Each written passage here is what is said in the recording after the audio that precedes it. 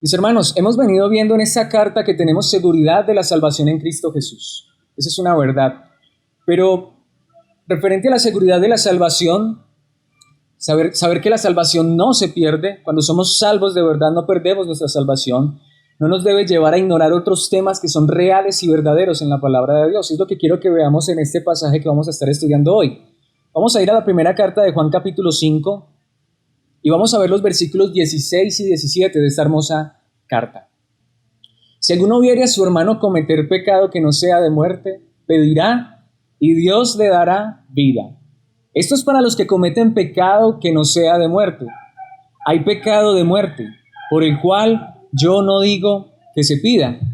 Dice el versículo 17, toda injusticia es pecado, pero hay pecado no de muerte.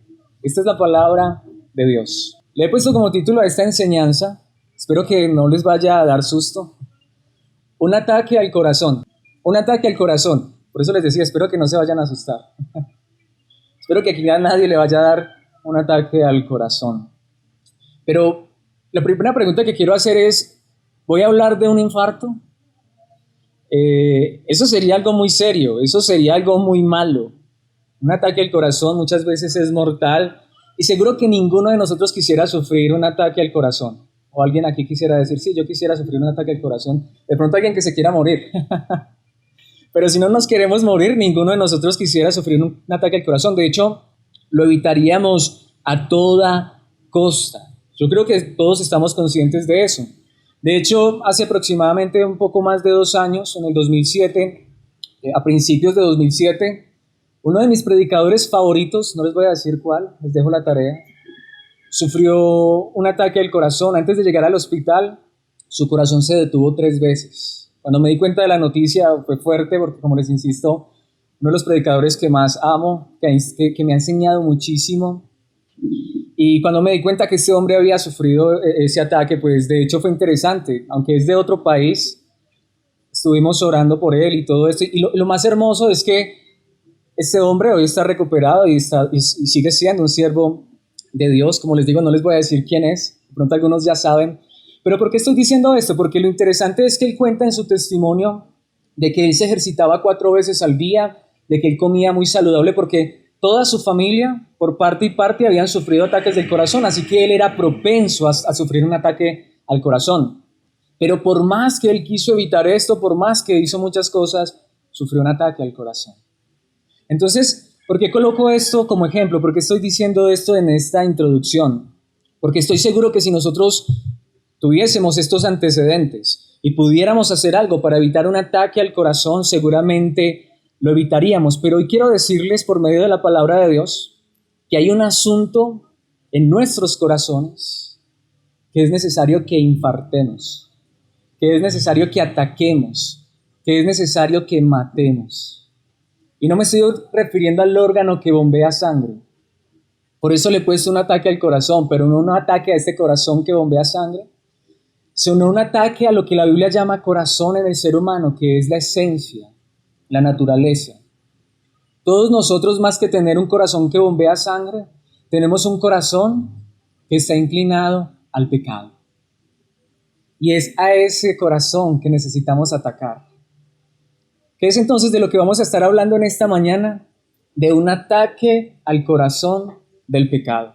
Porque el hecho de que creamos que la salvación es segura, el hecho de que creamos que la salvación es real, el hecho que creamos que Cristo murió por nuestros pecados para llevarnos seguros a la eternidad, no significa que vamos a ignorar una realidad que nos toca a todos nosotros, y es que el pecado sigue siendo real en nuestros corazones.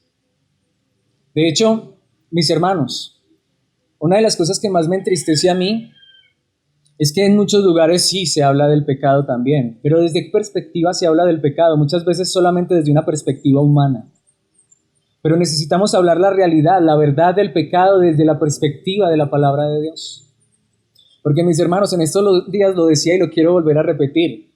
Sabemos que tú eres un pecador y estamos seguros de eso porque nosotros también lo somos. Sabemos que tú estás luchando con el pecado porque nosotros también estamos luchando con el pecado. De hecho, estoy convencido de algo. Si estamos aquí en esta mañana, es porque necesitamos a Dios y lo necesitamos porque todavía tenemos un problema en el corazón que se llama pecado. De hecho, mis hermanos, quiero que veamos esto en estos versículos que acabamos de leer, solo 2 versículos, solo una idea central. De hecho, no vamos a ver un punto en el versículo 1, otro punto en el versículo 2, no, vamos a ver 3 puntos en esos 2 versículos unificados, porque vamos a hablar de un ataque al corazón del pecado. Porque aunque seríamos llamados a evitar a toda costa un ataque a nuestro corazón que bombea sangre, somos llamados por el contrario a propiciar un ataque al corazón del pecado. La palabra de Dios nos llama a esto, pero quisiera que viéramos esto en nuestro pasaje y vamos a ver 3 verdades maravillosas allí. Lo primero es que para poder propiciarle un ataque al corazón del pecado, que es real en nuestras vidas, necesitamos precisamente entender la realidad del pecado. Necesitamos un ataque al corazón del pecado porque el pecado es real. Mientras estemos aquí en la tierra, será una triste realidad. Nuestro corazón estará lleno de pecado. Y tú me dirás, bueno, pero yo soy salvo, yo hace 10, 20 años que soy cristiano, pero el pecado sigue siendo una causa, un problema real en tu vida. Yo lo sé. ¿Saben por qué? Porque la palabra de Dios lo enseña. Mis hermanos, de hecho, yo quiero decir aquí algo que es muy fuerte, pero es muy real. No estamos aquí para ignorar el pecado. Al contrario, estamos aquí para traer un ataque al pecado, pero reconociendo la realidad de este. Porque cuando decimos que vamos a hablar del pecado, seguro algunos de ustedes se tensionan. Porque dicen, uy, me van a hablar a mí, yo soy un pecador, o yo sé que hay pecado en mi vida. Pero no les quiero hablar solamente a ustedes. Esta palabra también es para mí. Esta palabra es para todos. De hecho, mis hermanos, quiero decirles, antes de que nos tensionemos, porque eso ya nos podría dar un ataque al corazón físico, y yo no quiero eso. Al contrario, yo quiero que veamos que cuando entendemos la realidad del pecado, a la luz de la palabra de Dios, podemos experimentar la salvación de Dios, gozo y alegría, y aún libertad de este terrible problema. Entonces, necesitamos ir al corazón del pecado, y el corazón del pecado es que el pecado está en nuestro corazón. El problema del pecado no es allá afuera. El problema del pecado no es la muchacha que pasa mal vestida. El problema es que en nuestros corazones hay lujuria, en nuestros corazones hay avaricia. El problema no es el dinero, el problema es la avaricia de nuestro corazón. El problema no es que no tenemos muchas cosas, el problema es que somos egoístas y queremos más de lo que tenemos. El problema es que hay amargura en nuestros corazones y hay codicia en nuestros corazones y no podemos estar contentos con lo que tenemos. El problema no está afuera, el problema está adentro. Y todos nosotros, empezando por mí, tenemos este problema. Y por eso necesitamos atacar este problema de raíz. Mis hermanos, de hecho, creo que hay un problema más grave aún, y es que hay personas, hay lugares, aún hay iglesias que pretenden ser intolerantes con el pecado. Y entonces usted va a estos lugares y le hablan todo el tiempo de pecado, de pecado y de pecado. Pero ¿saben qué es lo más interesante? Le hablan de tu pecado. Si se dan cuenta que de pronto tú tienes un problema con el pecado, si se dan cuenta que, por ejemplo, tú tienes problema con la pornografía, o si se dan cuenta que tú tienes problema con el adulterio, con la fornicación, con la borrachera, todos los domingos te van a hablar de eso. Y atacan tu problema y tu problema. La pregunta es, ¿y el que está predicando no tiene problemas con el pecado? Porque yo crecí escuchando esta clase de testimonios. Yo testifico para la honra y gloria del Señor que yo era un borracho y el Señor me liberó. Yo era un adúltero, un fornicario y el Señor me liberó. Y si eso es verdad, gloria a Dios. Pero muchas veces escuchaba a estas personas que decían, ya no me tomo una gota de alcohol. Pero pasaban solo unos pocos días y esa persona volvía, y hasta a veces a un estado peor. ¿Saben por qué? Porque creían que de verdad habían sido tan libres que ya no tenían problemas con esto. Y se relajaban. Y entonces luego venía esa tentación y caían. Mis hermanos, esa es la gran realidad. Mientras estemos en esta tierra, el pecado seguirá siendo una realidad en todos nosotros. La tentación seguirá siendo real. Estoy seguro, y esto también lo quiero aclarar, de que Dios puede quitar algunos pecados de nuestro corazón. Y muchas veces lo hace, pero hay otros que persisten. Y a veces puede ser que un pecado se salga de nuestro corazón solamente para que otro pecado peor tome lugar en nuestro corazón. Mis hermanos, más bien creo que lo que necesitamos no es estar atacando un pecado en particular, sino estar atacando la raíz del pecado, y es nuestro corazón. Y para poder entender esto y hacerlo y atacar ese problema necesitamos entender la realidad del pecado. Así que, insisto, aquí hay conmigo, y espero que así sea, que haya conmigo personas que lo que realmente estén deseando, que lo que realmente estén buscando es que el pecado sea erradicado, pero de sus propios corazones. Yo aquí no vengo a buscar el pecado de otras personas. Yo aquí quiero que Dios examine mi propio corazón. Y sé que si Dios examina mi propio corazón, sé que si Dios examina mi propia vida, realmente va a ser diferente, porque ya no voy a estar concentrado en los demás, sino en mí mismo. Ahora, aquí es donde yo pregunto, ¿será que podemos ver hoy que somos pecadores? ¿Tú te sientes pecador? Yo soy un pecador. Yo soy un pecador. De hecho, yo soy el primer pecador que necesito esta enseñanza. Mis hermanos, por más que los cristianos seamos santos, por más que luchemos con el pecado, esa lucha persistirá. El pecado es real. No quiero hablar más, sino que quiero que vayamos a la palabra de Dios. Y dice el versículo 16, si alguno viere a su hermano cometer pecado. ¿Qué me está mostrando la palabra de Dios? Que tú vas a ver a tus hermanos en Cristo cometer pecado.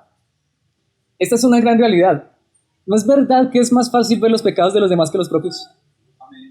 ¿Cierto que sí? Es muy fácil ver los pecados de los demás. ¿Y cuán ligeros somos para juzgar los pecados de los demás? Y la palabra de Dios me dice esto, que tú vas a ver a tu hermano pecar, lo vas a ver. Hay personas que tristemente con el pasar del tiempo se decepcionan de los cristianos, pero eso siempre va a acontecer y les voy a decir por qué. Porque tristemente muchas veces las personas llegan por primera vez a una iglesia, a una congregación como esta, y como siempre lo he dicho, tú aquí miras a las personas y lo que más conoces de las personas es su sonrisa. Y tú no, si acaso compartes esta hora aquí y eso que compartimos, estamos ahí sentados, tú los ves tan santos, tú los ves tan puros. Y mis hermanos, mucha gente cree que cuando la gente llega a la iglesia, todas estas personas son perfectas. Por eso le he dicho, muchas personas creen que para poder ser cristiano y estar en este lugar, no, yo primero tengo que lidiar con mi pecado y quitar todo mi pecado. Porque es que yo, ¿qué tal? Voy a ir allá a contaminarlos. No, aquí estamos pecadores, que somos conscientes de la realidad del pecado en nuestras vidas. De hecho, aquí lo que sabemos es esto. Si permanecemos mucho tiempo aquí en este lugar y compartimos mucho, vamos a empezar a ver las fallas de nuestros hermanos. Y vamos a ver a nuestros hermanos cometer pecado. Si alguno viere a su hermano cometer pecado. Y de hecho dice que no sea de muerte. Ahorita enfatizaremos ese punto. Pedirá a Dios y Dios le dará vida. Esto es, para los que cometen pecado. Para los que cometen pecado que no sea de muerte. Hay pecado de muerte por el cual yo no digo que se pida, pero dice el versículo 17. Toda injusticia es pecado, pero hay pecado no de muerte. Todos los verdaderos cristianos pecamos. Muchas veces. Pecamos tanto que los demás los ven. Pero mi pregunta es, ¿esto qué nos está mostrando? Que muchas veces cuando yo veo el pecado en el otro, puede ser que eso me esté mostrando mi propio pecado. De hecho, Jesucristo dijo algo muy interesante en Lucas 5:32. No he venido a llamar a los que se creen justos, sino a los que saben que son pecadores y necesitan arrepentirse. Pregunto esto, ¿tú y yo nos creemos justos, mejores que los demás? ¿O más bien sabemos que somos pecadores, que necesitamos arrepentirnos? Yo hoy necesito arrepentirme.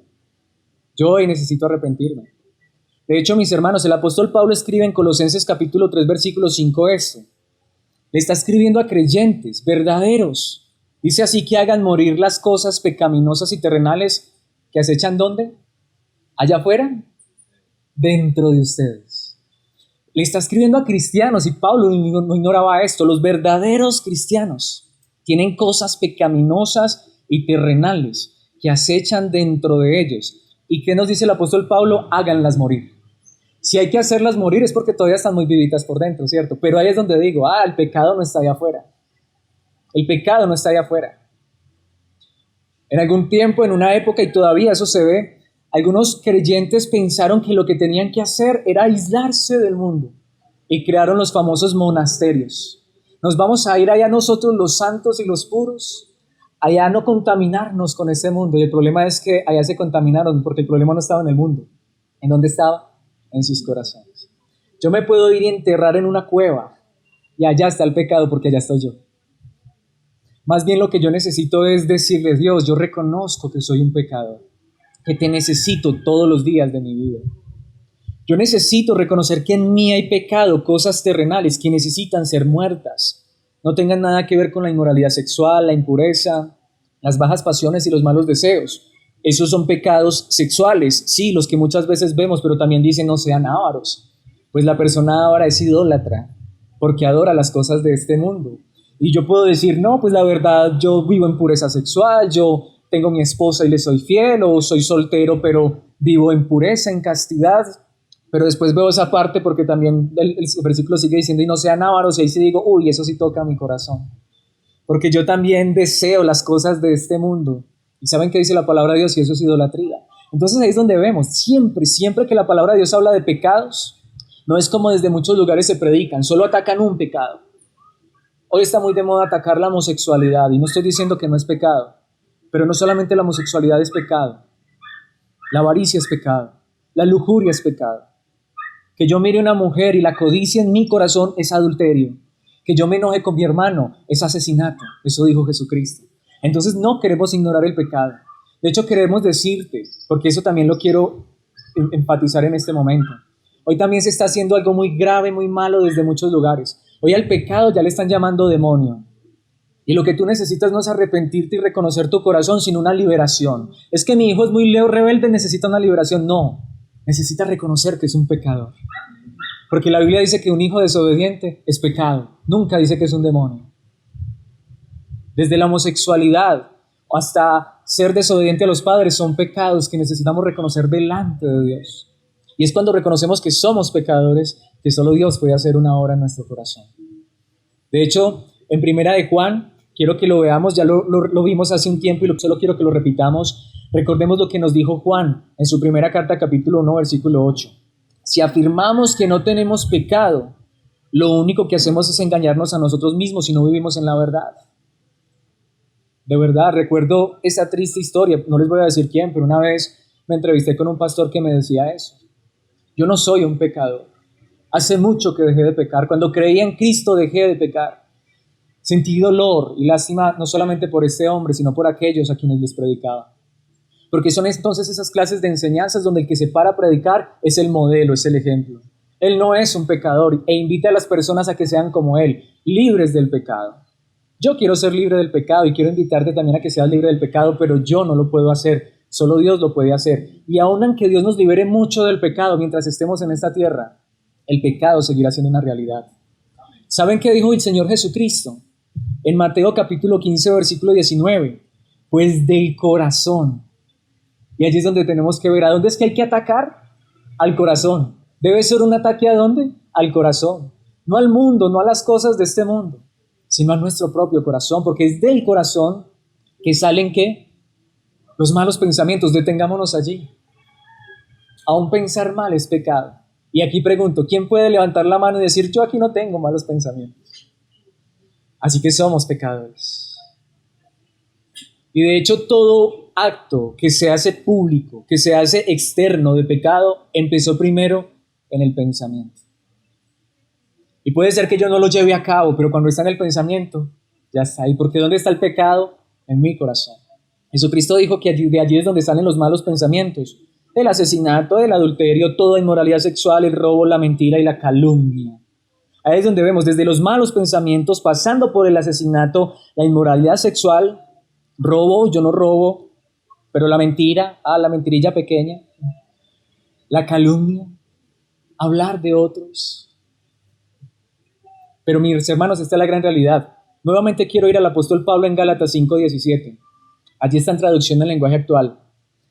Porque los malos deseos están en contra de lo que quiere que el Espíritu de Dios, y el Espíritu está en contra de los malos deseos. Por lo tanto, ustedes no pueden hacer lo que se les antoje.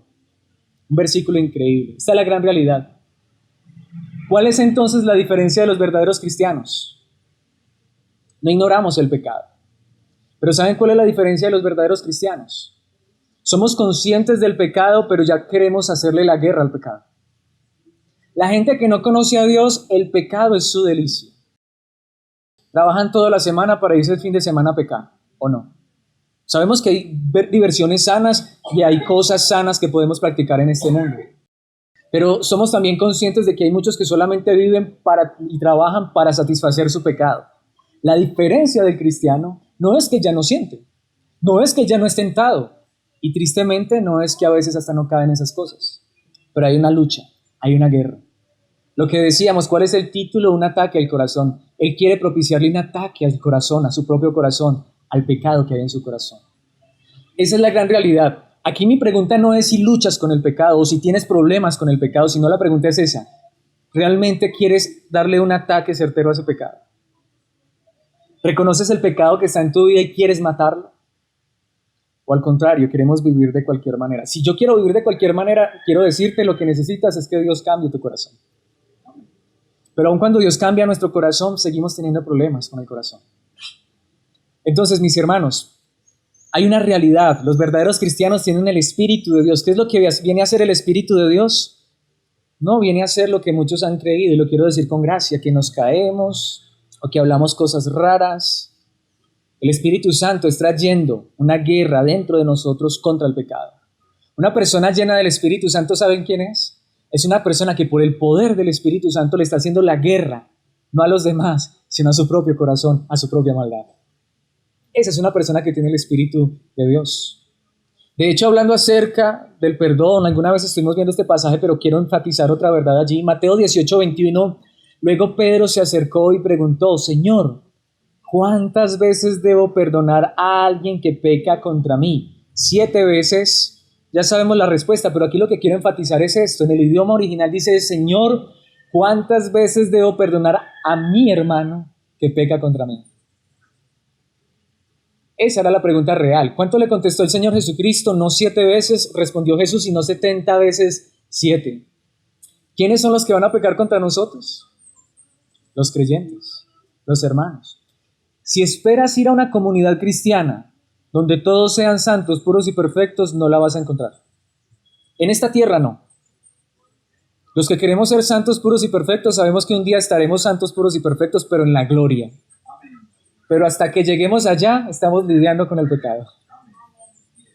Y entonces yo sé que me vas a fallar. Y Pedro sabía que sus hermanos le iban a fallar y dijo, ay Señor, los voy a perdonar 7 veces. Y Jesucristo le dijo 7 veces, no, 70 veces 7. Es decir, siempre. Pero ¿de quién estaban hablando? De los de allá del mundo. A esos sí los puedo perdonar porque al fin y al cabo ellos no saben. De los cristianos que sabemos, pero seguimos fallando. De hecho, mis hermanos, esta es la gran realidad. Quiero terminar este punto recordando el Padre Nuestro.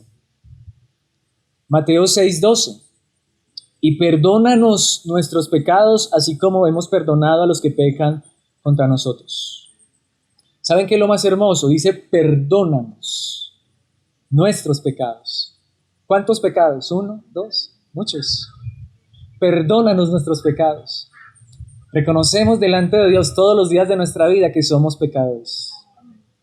Así como hemos perdonado a los que pecan contra nosotros. No solamente reconocemos que es un problema nuestro, también reconocemos que es un problema de nuestros hermanos, por eso nos perdonamos. ¿Cuál es entonces la diferencia? No, aquí no ignoramos el pecado, al contrario, somos muy conscientes del pecado, aquí todos somos pecadores. Aquí todos somos pecadores. De hecho, mis hermanos, no podemos atacar el problema ignorándolo. Ustedes pecadores, fornicarios, adúlteros, ¿sí?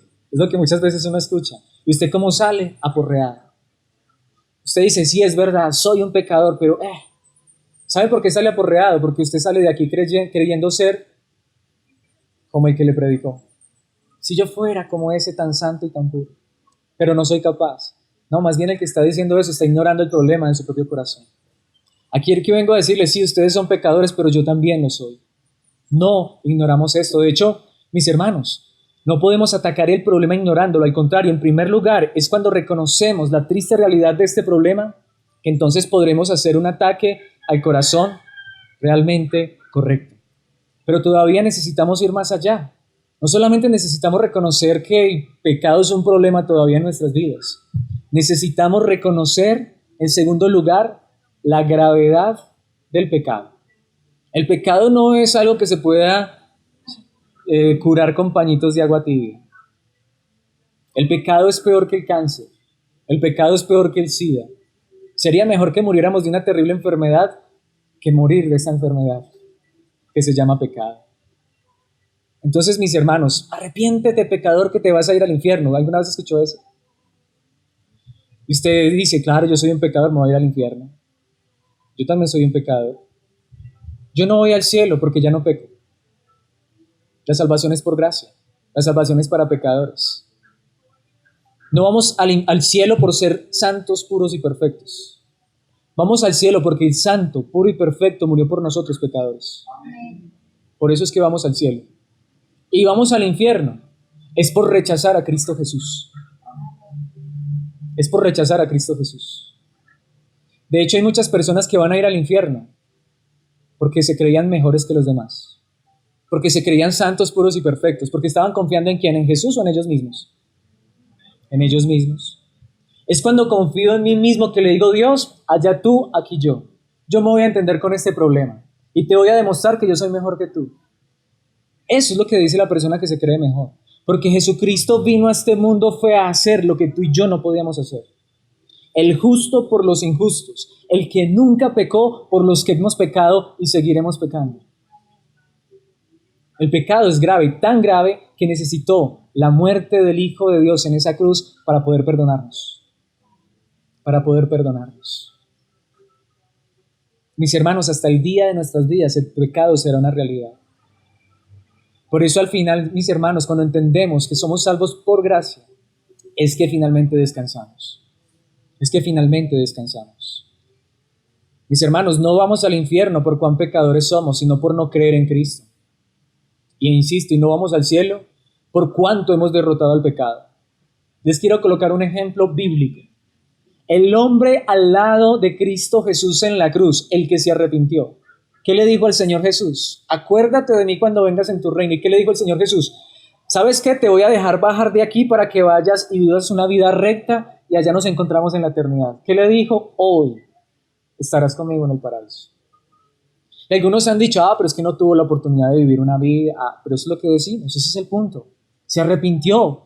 Reconoció que aquel que estaba a su lado era el Salvador y que estaba muriendo era por él. A su compañero le dijo, ni aún en la muerte temes a Dios, nosotros estamos aquí porque lo merecemos. Este hombre no lo merece. Acuérdate de mí.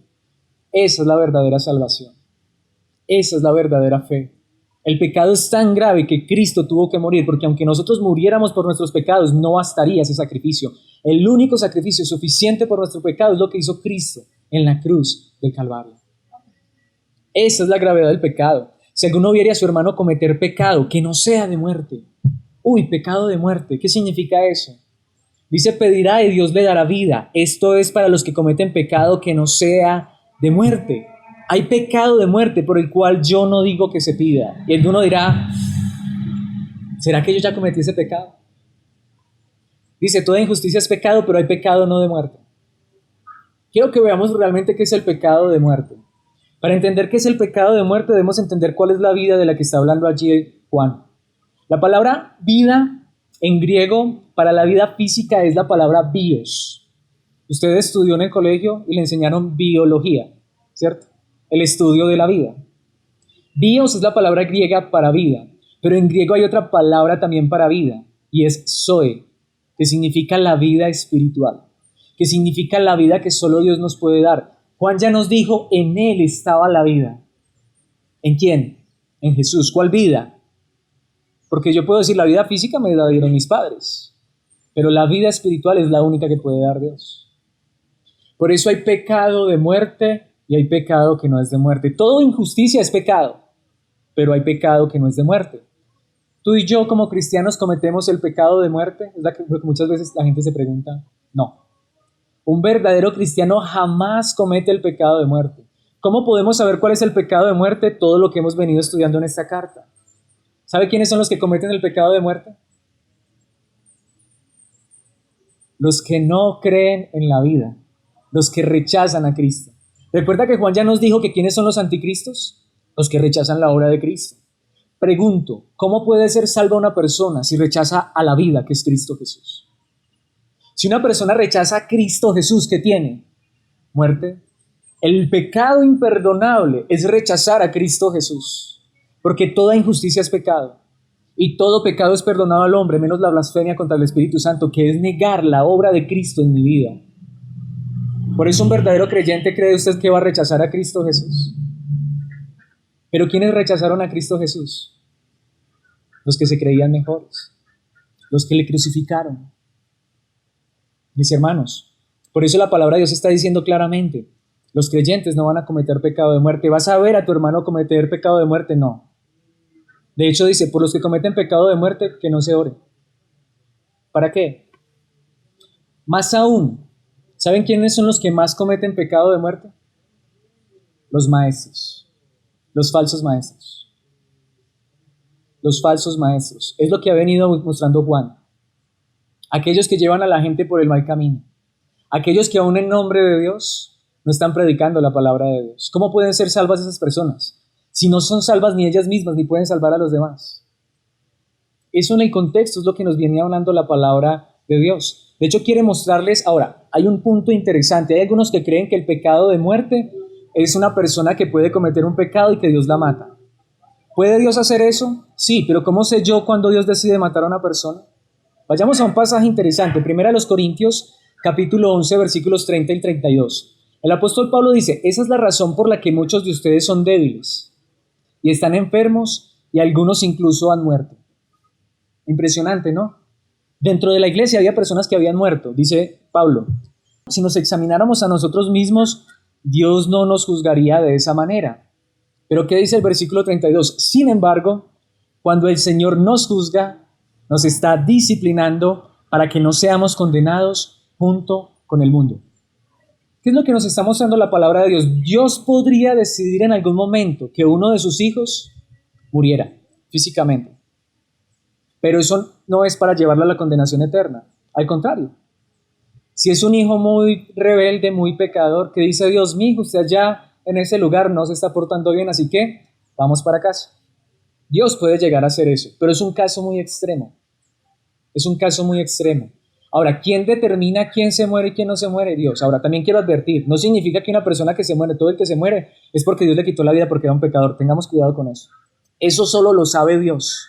Eso solo lo sabe Dios. Aquí nadie puede decir que tal persona se murió porque era un hijo de Dios y Dios lo castigó con la muerte. Eso no lo sabe nadie. La vida está en manos de Dios.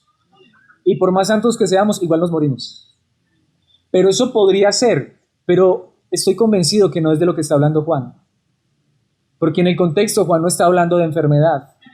En el contexto Juan está hablando de muerte espiritual. Los que están muertos espiritualmente, los que niegan la obra de Cristo Jesús no tienen salvación. De hecho, toda la Biblia condena tajantemente esto. De hecho, Juan ya nos lo dijo. Vayamos a primera de Juan 2:22, recordemos lo que él nos dijo. Entonces, ¿quién miente? Pues el que dice que Jesús no es el Mesías. Ese es el enemigo de Cristo, pues rechaza tanto a Dios Padre como a Jesús el Hijo. Una persona que rechaza a Cristo Jesús no tiene salvación. Está muerto espiritualmente. De hecho, ¿saben qué dijo Pedro? Una palabra muy fuerte. Segunda de Pedro 2:3, traducción en lenguaje actual. Esos falsos maestros desearán tener más y más dinero y lo ganarán enseñando mentiras. Yo no voy a esa iglesia, yo no quiero ser parte de ninguna iglesia porque en todas las iglesias solamente quieren es dinero. Pedro lo sabía, la Biblia lo dice. Busca un lugar donde el centro no sea el dinero, sino Cristo Jesús y la salvación. Porque hay falsos maestros. En la época de Pedro ya había falsos maestros que lo que hacían era enseñar para tener ¿qué? Más dinero. Eso no es nada nuevo. Eso no vino con el evangelio de la prosperidad. Eso estaba desde la época de Juan, desde la época de Pedro, desde la época de Jesús. Es más, eso está desde la época del Antiguo Testamento. Balaam era un profeta por dinero. Vaya usted al Antiguo Testamento y ese era el problema. En el Nuevo Testamento ese era el problema y hasta nuestros días ese es el problema. Pero el problema no es allá ellos, el problema es nosotros, ¿cierto? Preguntémonos, bueno, aquí estamos colocando el énfasis en el dinero. Lo ganarán enseñando mentiras. Para poder ganar dinero con la palabra de Dios, tengo que torcer la palabra. Y lo harán muchos. Pero ¿qué dice la palabra de Dios? Oremos por ellos. Pidamos a Dios que los rescate, pero Dios ya ha decidido castigarlos desde hace mucho tiempo. y no se salvarán de ese castigo. El pecado de muerte es rechazar la verdad de Cristo. Ahora yo aquí quiero decir algo que es muy fuerte. Puede ser que una persona no crea en Cristo Jesús y lo haga por ignorancia, pero aquellos que están enseñando la palabra de Dios solo por ganancia están terriblemente condenados, están perdidos. Y vaya usted, dígale algo a esas personas. ¿Saben qué le dice? ¿Usted quién es? ¿No se da cuenta que yo soy el ungido? No me toque. Mis hermanos, por eso dice la palabra de Dios, raíz de todos los males es el amor al dinero. Santiago en el capítulo 3, versículo 1, por eso dice esto: amados hermanos, no muchos deberían llegar a ser maestros en la iglesia. Siempre que leo este versículo tiemblo de verdad. Mis rodillas no tiemblan, pero mi corazón tiembla. Si yo a ustedes les enseño mentiras, si a ustedes los guío por el camino incorrecto, estoy perdido, estoy condenado. Y de nada sirve siquiera que oren por mí. Pero ¿qué dice la palabra de Dios? No muchos deberían de llegar a ser maestros en la iglesia. ¿Por qué? Porque los que enseñamos seremos juzgados de una manera más estricta. Quizá tú no sepas muchas cosas que saben los maestros. No te preocupes, con tal de que lo que sepas lo vivas. Pero ¿de qué me sirve saber tanto y no tener esa verdad en mi corazón? En Gálatas 1, 8 y 9 dice el apóstol Pablo: si alguien, ya sea nosotros o incluso un ángel del cielo, les predica otra buena noticia o otro evangelio diferente de la que nosotros les hemos predicado, ¿qué dice Pablo? Oren por ellos, que les caiga la maldición de Dios. Y sigue diciendo el versículo 9, repito lo que ya he dicho: si alguien predica otra buena noticia distinta, es decir, otro evangelio de la que ustedes han recibido, que esa persona sea maldita. La Biblia, cada que habla de falsos maestros, de engañadores, que están torciendo la verdad, nunca dice oren por ellos. Pobrecitos los hermanos, dicen son malditos, merecen el castigo de Dios, su condenación no se tarda.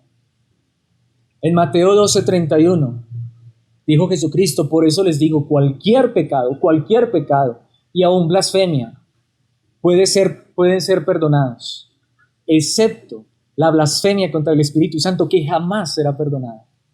¿Qué es la blasfemia contra el Espíritu Santo? Estos hombres, líderes religiosos, doctos en la ley, tenían a Jesús enfrente y lo llamaron demonio. Tenían al autor de la vida enfrente y lo mataron. Esa es la blasfemia contra el Espíritu Santo. Aquellos que rechazan a Cristo Jesús. Y qué terrible que yo rechace a Cristo, su salvación, por ganar un peso, por ganar dinero. Prefiero morir de hambre. Prefiero no tener que vestir. Prefiero, mis hermanos, de verdad, tener que, no sé, irme a hacer otra cosa, pero seguir predicando la verdad de Cristo Jesús, o al menos seguir creyendo la verdad de Cristo Jesús.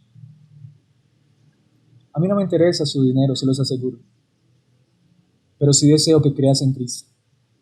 Cree en Cristo Jesús, porque es la única esperanza. Es la única esperanza.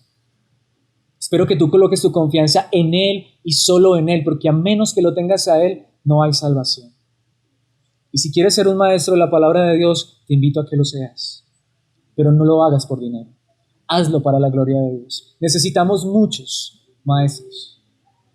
Hay muchos lugares, hay muchas iglesias. Tú puedes ir en cada esquina y encontrar un lugar de predicación. Pero llegas a ese lugar y de lo primero que te hablan es de dinero. Y para que pertenezcas a ese lugar, lo primero que tienes que hacer es llevar diezmos. Y gracias a Dios por aquellos que en sus corazones Dios les coloca que aporten voluntariamente. Pero mis hermanos, tú no tienes que dar dinero.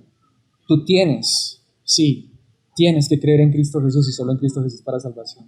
Porque a menos que creas en Cristo Jesús, no hay salvación. Pero si crees en Cristo Jesús, esto no se puede comprar con dinero. Esto me lleva al último punto. Entonces, ¿cuál es el pecado de muerte? Negar la obra de Cristo, porque es muerte espiritual. Por todos los demás pecados hay perdón. Pero quisiera que vayáramos al último punto, porque no les he hablado de la solución. ¿Cuál es entonces la solución del pecado? Ya sabemos, por los falsos maestros, por los que se han perdido en la verdad de Cristo Jesús, y desgastemos nuestro tiempo orando. Pero ¿saben cuál es la solución del pecado? Mis hermanos, esto es increíble, es hermoso. La solución al pecado es lo que nos dice allí claramente la palabra de Dios. ¿Qué dice allí la palabra de Dios? Si alguno viere a su hermano cometer pecado que no sea de muerte, ya sabemos, ¿cierto? ¿Cuál es el pecado de muerte? Es decir, cualquier otro pecado es perdonado. Puede ser fornicación, adulterio, lo que sea. Dios nos guarde de cometer esas cosas, pero aún si las hemos cometido, somos perdonados. Pero ¿qué pasa si tú ves a tu hermano en ese pecado? Si alguno viera a su hermano cometer pecado que no sea de muerte, irá corriendo a su vecino a contarle esta terrible noticia. Empezará a hablar del hermano, empezará a decir, ese que es cristiano, pedirá. La diferencia del mundo con los verdaderos cristianos es cuando ven a sus hermanos pecar, nos salen corriendo a contar. Bueno, si salen corriendo a arrodillarse y contarle al único que puede hacer algo por nuestros hermanos. Salimos y le decimos, Señor, vi a mi hermano cometer este pecado, pero te pido, dale vida. ¿Por qué está hablando allí vida? Porque ¿cuál es la única manera? Que esta persona se arrepienta nuevamente y corra a Cristo, que es la vida. Mis hermanos, aquí es lo más interesante. ¿Será que yo puedo hacer algo por mi hermano cuando peca? Cuando voy y le cuento a mi otro hermano o a mi vecino que ni es cristiano. ¿Será que otro mortal puede hacer algo por el pecado? Si no hemos podido hacer nada ni por nuestros propios pecados, ¿por qué mejor no ir y llevarlo ante la presencia de aquel que sí puede hacer algo? Aquí digo, la oración sí tiene mucho poder, como lo veíamos hace 8 días, pero pidiendo según la voluntad de Dios. ¿Sabes cuál es la voluntad de Dios? Que cuando tú veas a tu hermano pecar, lo lleves a la presencia del Dios eterno, que tiene el poder, los recursos y la capacidad para llevar a tu hermano a la obediencia. ¿Alguna vez le ha pasado que usted ha visto a un hermano pecar y usted dice, pero es que no sé cómo decirle, cómo confrontarle, no, qué pena, de pronto se enoja? De hecho es delicado. Jesucristo dijo que si tú ves la paja en el ojo de tu hermano, ten cuidado porque posiblemente tengas una viga. Y tratando de sacar, ¿usted se imagina uno con una viga en un ojo tratando de sacarle una pajita en el ojo a otro? Más daño le hace. A veces es lo que muchos han hecho. No ignoramos el pecado, pero no queremos lastimarte tampoco. Sí, queremos que tú seas consciente de que en tu corazón hay pecado. También queremos que seamos libres y entender que un verdadero cristiano no comete el pecado de muerte, pero también Dios nos está enseñando cómo atacar el pecado. Esposo, cuando veas a tu esposa fallar, esposa, cuando veas a tu esposo fallar, ¿qué dice la palabra de Dios? Ve y échale cantaleta y pícalo. ¿Eso cambia? Eso no cambia. Ve y ora por él.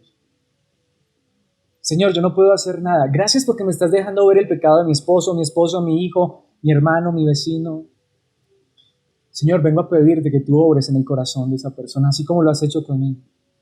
Mis hermanos, he experimentado esto, ir a orar por pecados de otros y terminar diciéndole, Dios, te pido por favor que ayudes a tal persona que es tan impaciente, y caigo en cuenta, no, el impaciente soy yo, que no estoy soportando a mi hermano. ¿Cuántas veces, si nos humilláramos delante de Dios, reconoceríamos que al final Dios nos está permitiendo que veamos nuestros propios pecados? Mis hermanos, ¿quién es más poderoso para cambiar a las personas? ¿Otro hombre, un pastor, un líder o Dios? O Dios. Mis hermanos, ¿quieren que les diga una cosa? Cuando empezamos a llevar a nuestros hermanos a la presencia de Dios, vamos a empezarle a dar la gloria a Dios, porque veremos cómo Dios va a obrar en esos corazones. ¿Saben cuál es la solución del pecado? No solo de los demás, sino del mío. Oración. Pedirá a Dios, rogará a Dios y Dios le dará vida, porque tú y yo no nos podemos dar vida a nosotros mismos, porque tú y yo no podemos vencer el pecado. ¿Quieres vencer el pecado en tu vida? Ora, pero no ora como muchos. Quita el pecado de mi vida. No, mis hermanos, porque el pecado seguirá en nuestros corazones hasta que lleguemos a la gloria eterna. Quita ese pecado de mi hermano, no. Señor, dale vida a mi hermano, que él coloque su confianza en Cristo Jesús.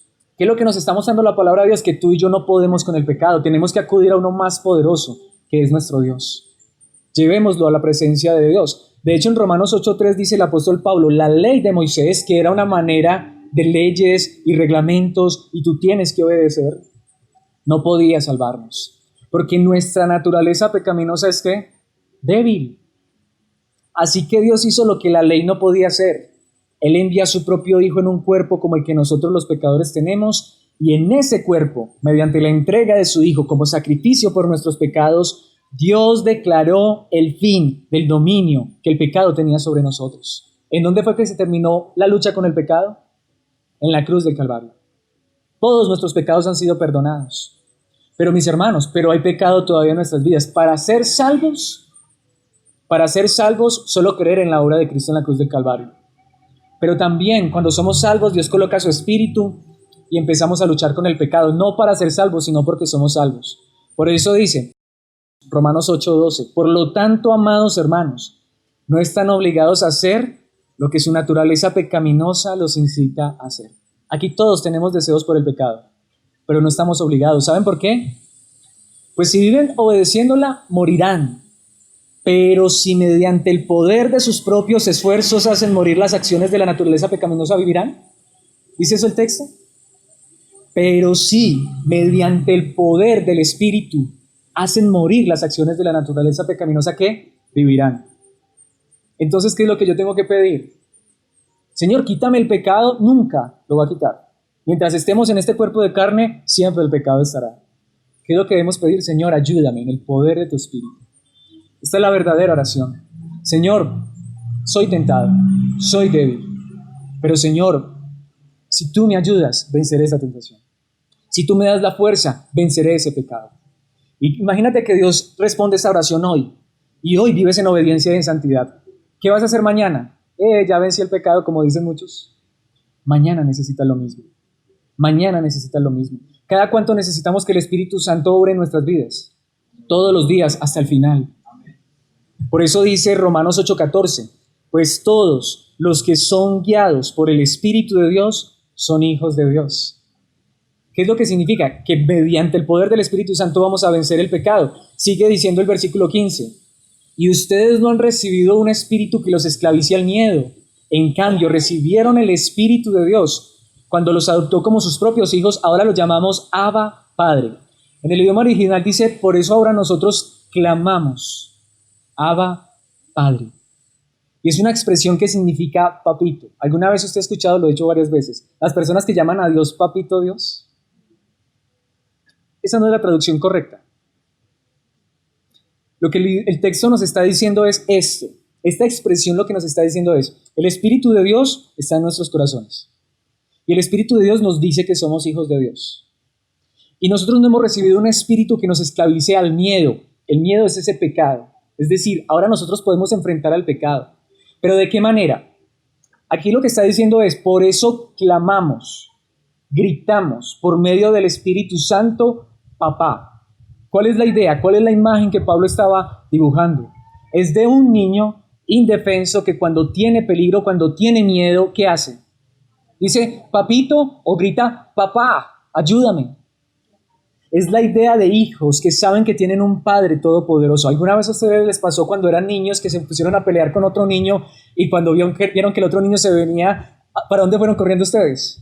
Para donde papá. Y cuando están con papá, ¿cómo se sienten? Seguros, fuertes. Esa es la realidad. Dice la palabra de Dios, resistan al diablo y él huirá de vosotros. ¿Pero cómo? Humíllense ante la presencia de Dios. Es terrible pensar que puedo decirle al diablo que se venga el diablo. Donde se venga el diablo, estoy perdido. Mejor digo, Señor, mejor enfréntalo tú. El Espíritu Santo verdaderamente no es el que nos dice, vamos, tú puedes, vence esa tentación. El Espíritu Santo nos dice, tú no puedes, tú no eres capaz, clama a tu Padre. En la tentación, en la debilidad, en el pecado, clama a tu Padre. Padre, yo no puedo, pero si tú vienes a mi rescate, sí podré, porque tú obrarás en mi corazón. Por eso lo llamamos papá cuando estamos en medio de la tentación, de la dificultad, de la necesidad. De hecho, el Padre Nuestro, volvamos al Padre Nuestro, y con este versículo termino. No permitas que cedamos ante la tentación, sino rescátanos del maligno. ¿Cuántas veces debemos orar esto? Todos los días, en todo momento, en todo tiempo. ¿Quién es el único que puede evitar que cedamos ante la tentación? Nuestro Padre Celestial. ¿Quién es el único que puede rescatarnos del maligno? Nuestro Padre Celestial.